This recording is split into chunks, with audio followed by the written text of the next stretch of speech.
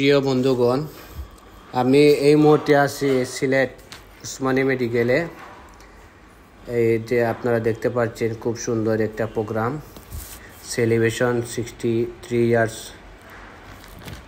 MAG Osmani medical 63তম জন্মবার্ষিকী উদযাপন।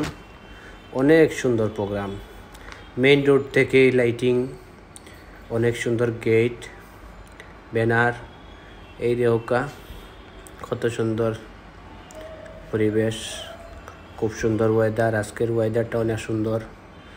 এই আমরা শুরুতে গেট দেখাচ্ছি, এই গাড়ি পার্কিংয়ের সাইড, সব মিলিয়ে অনেক বড়। ভিতরে ওরিয়েন্টেশন ক্লাস এই প্রোগ্রাম হচ্ছে।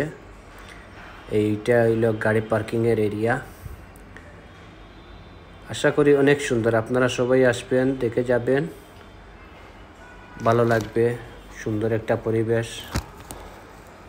আর আমি ইকবাল হোসেন আপনাদের কাছ থেকে এই মুহূর্তে বিদায় নিচ্ছি।